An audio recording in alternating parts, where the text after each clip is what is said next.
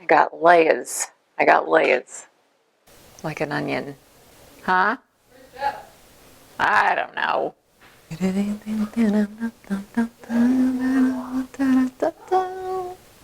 Hello, everyone, and thank la la la la.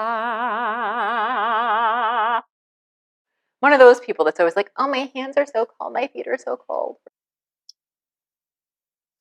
Why? Ugh. I don't have time for you today, fly. Go bother somebody else. Yeah.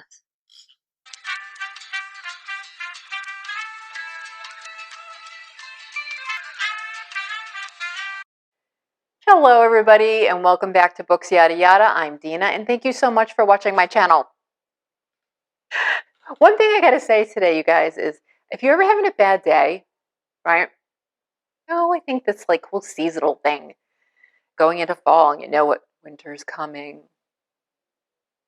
And if you feel like that, I got a great little tip for you right here. My daughter got this for me. This was like a stocking stuffer for Christmas last year. And I have always been big into essential oils. But this one is amazing. It's by Essenza. I'm not sponsored by this or anything like that, but it's sweet orange oil. And I tell you, it really lifts your mood. So you put a little bit on the inside of your wrist or on the back of your neck or anywhere you're gonna smell it, and it just perks you up. Anyway, so let's get to the content.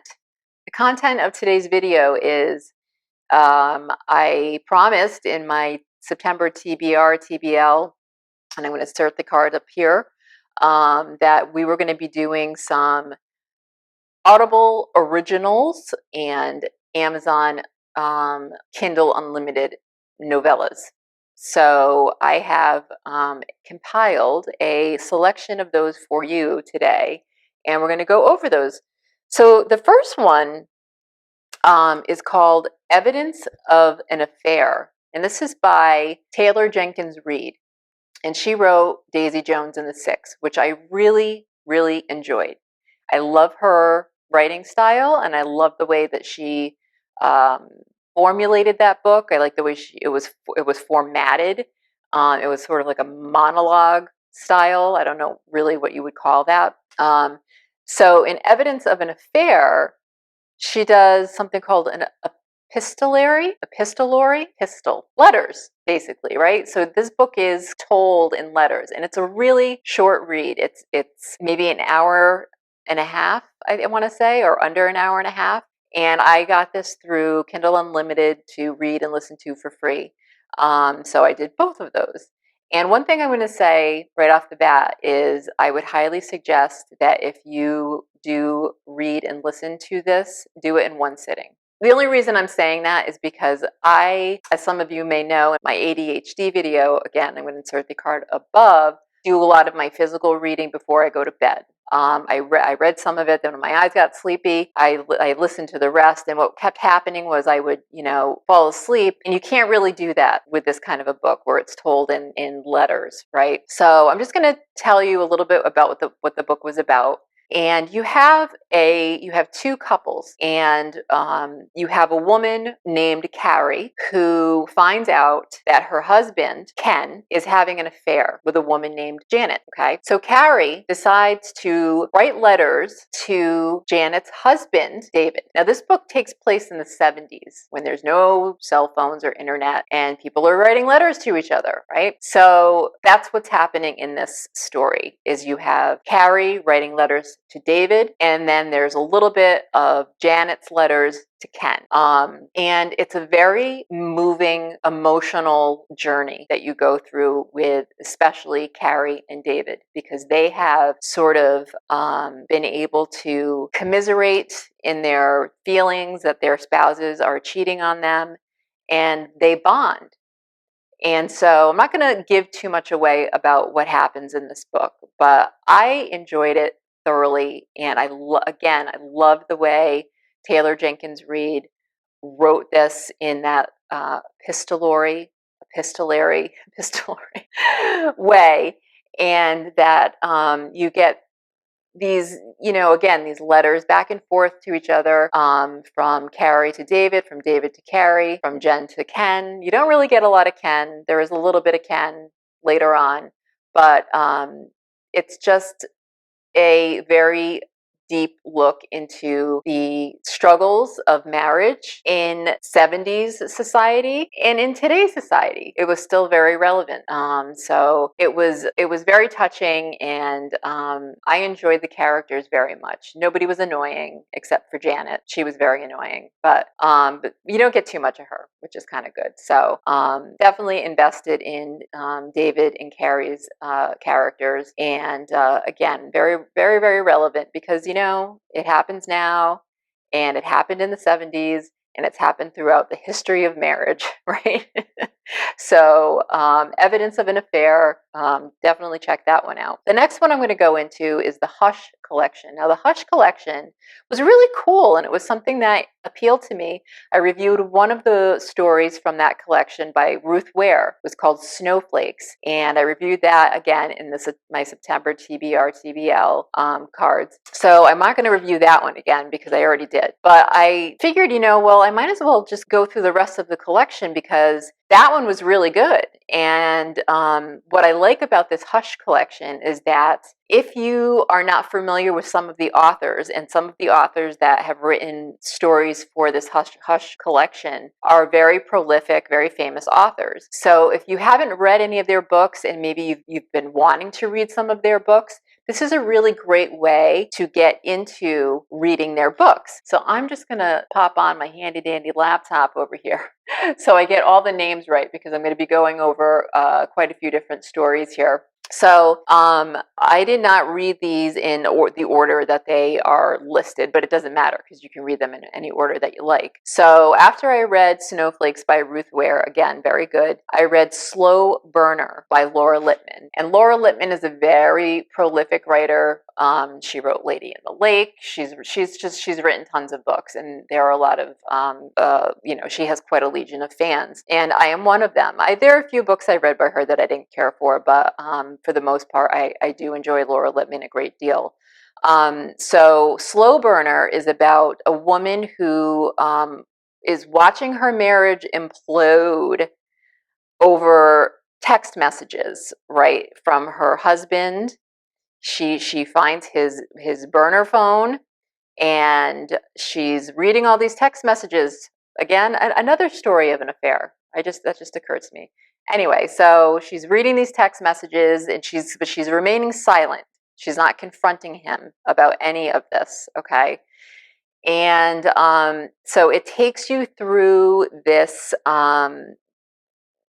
this sort of, all these different things unfold, and there is a little bit of an unreliable narrator situation going on here, and I don't want to give away too much about it, but it was an excellent listen. I read and listened to this, and it was only like a 46-minute read. It was a really short story, but it was very gratifying at the end. So that's all I'm going to say about that.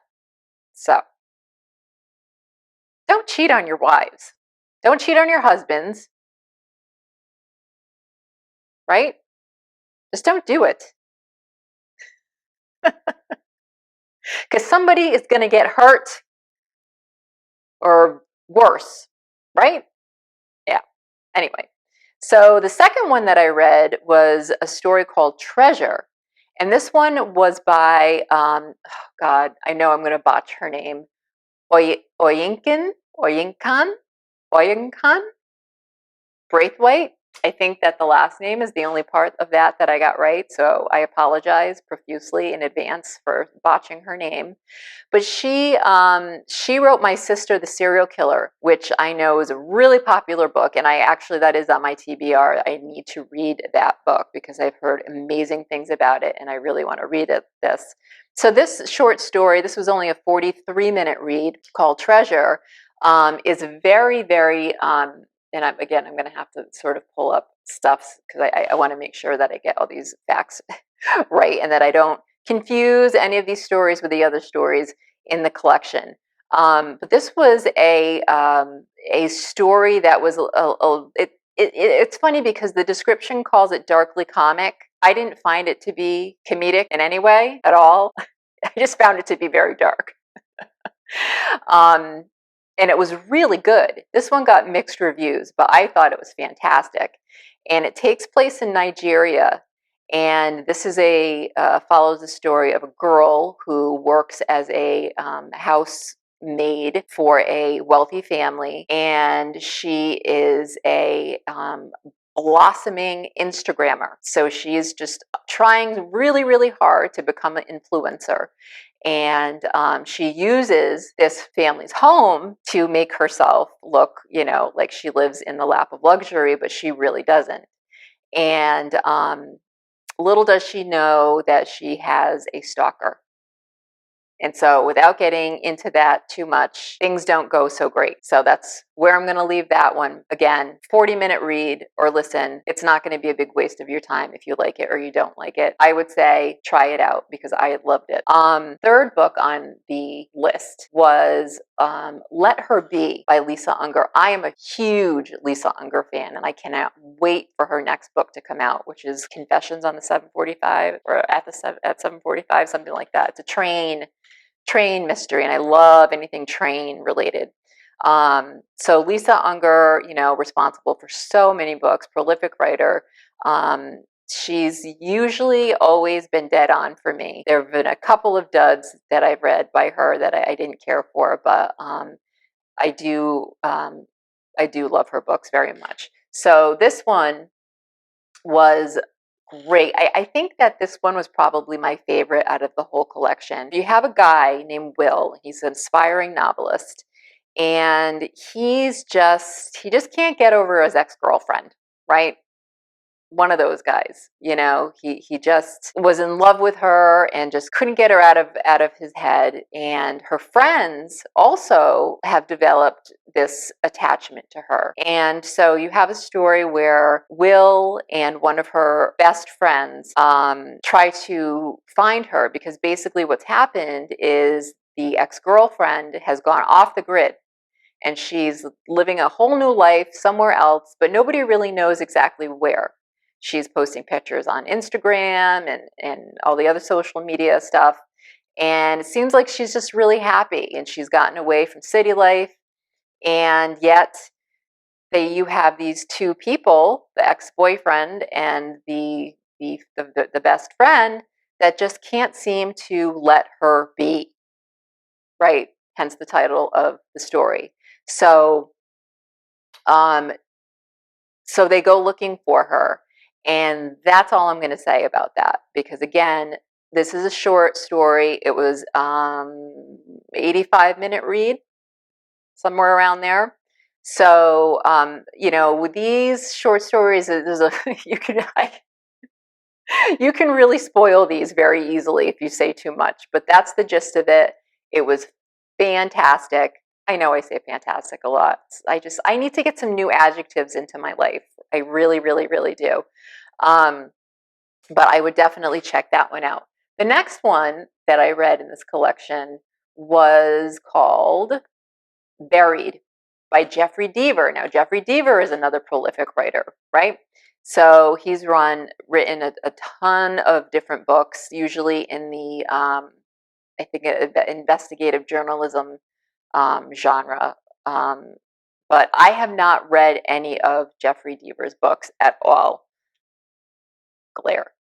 And so I decided that, this is, again, like I was saying before, this would be a great way to get into a author that I haven't read before, and maybe I might like his writing and read some of his books. Well, I did not like this story. There you have it.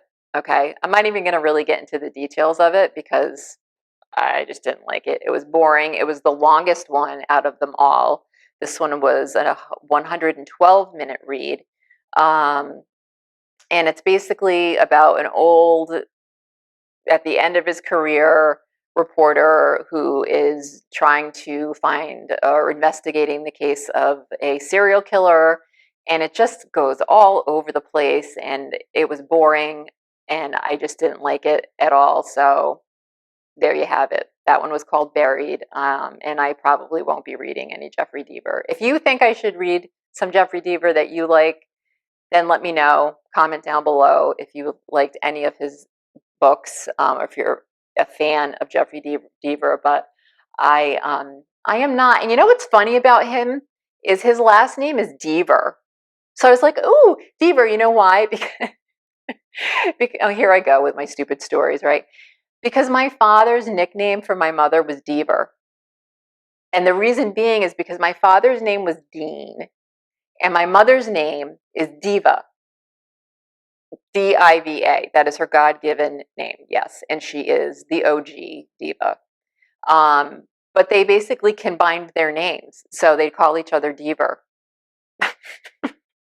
And I'm Dina. So they didn't get very creative. They just blended their names. But anyway, so I thought, hey, Jeffrey Deaver, that's kind of funny.